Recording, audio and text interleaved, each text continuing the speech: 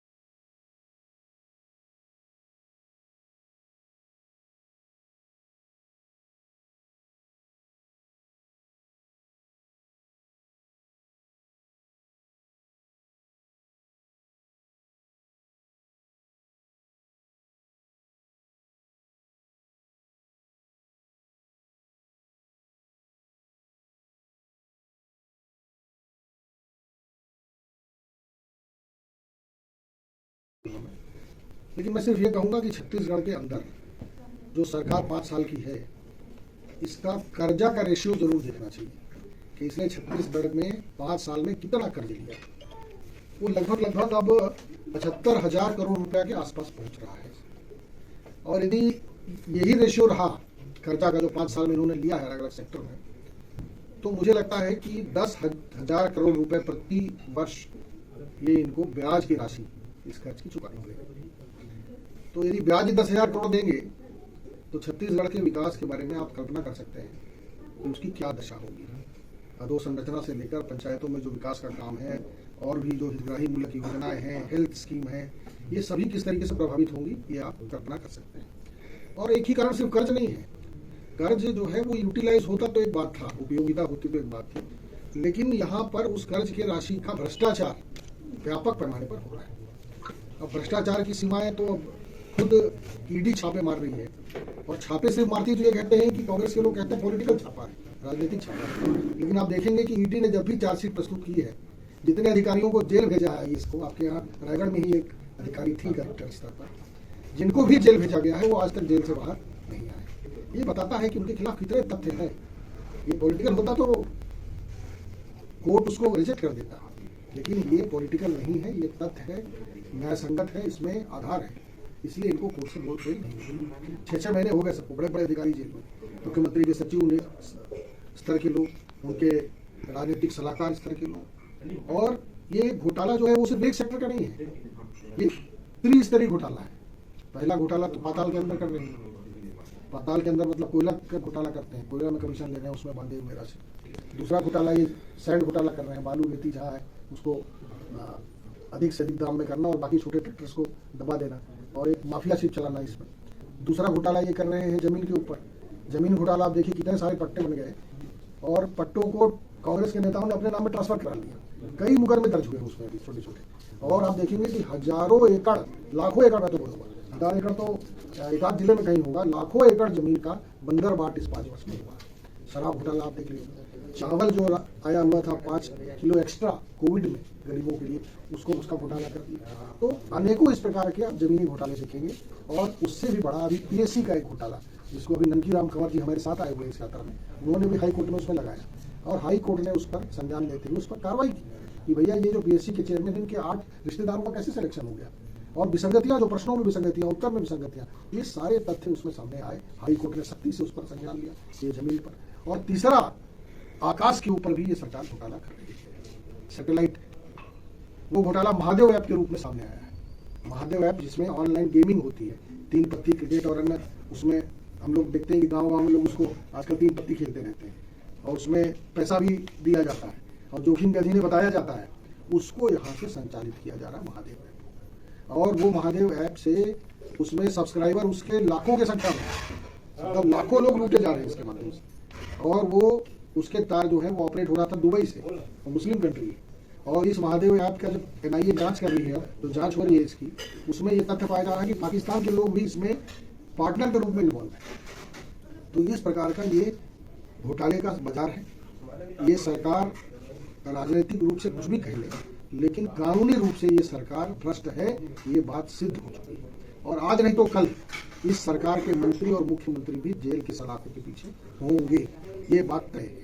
क्योंकि आज बच गए, और चारा घोटाला हुआ था, लंबे समय तक हुआ, लेकिन बाद में लालू यादव को कन्विक्शन हुआ उसमें, लालू यादव आज जेल में, लंबा अंतराल लगा लेकिन हुआ उसमें कन्विक्शन।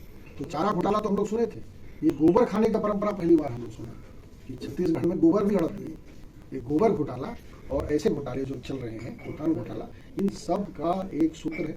और व्यापक रूप से जो सरकार के खजाने में पैसा जाना चाहिए, जनता का लाभ का पैसा जाना चाहिए, वो खजाने में नहीं जाकर बल्कि 10 जनपद और कांग्रेस के नेताओं के जेब में जाना है। उससे स्वाभाविक रूप से जब खजाने में पैसा नहीं जाता है तो वेलफेयर की स्कीम रुक जाती है, बीमार और बीमार हो जाता है, अस्पताल की हालत खराब हो जाती है, गरीब और गरीब हो जाता है, छत्तीसगढ़ के भविष्य के ऊपर प्रश्न लग जाएगा। बाद में जैसे आप देखिए पाकिस्तान की क्या हालत हुई, आटा के लिए लोग वहाँ पर लड़ाई लड़ रहे हैं। तो ये परिस्थितियां धीरे धीरे विकसित हो जाती है। आप बिजली फ्री का दे सकते होंगे, लेकिन बिजली तो जनरेट करना है, उसका पैसा भी लगता है। तो बिजली का भी उसमें आपको ध्यान रखना पड़ेगा कि भविष्य में राज्य को बिजली कैसे मिलती रहेगी, निर्बाध कैसे मिलेगी, ये भी आपकी जवाबदारी है, किसी भी सरकार की जवाब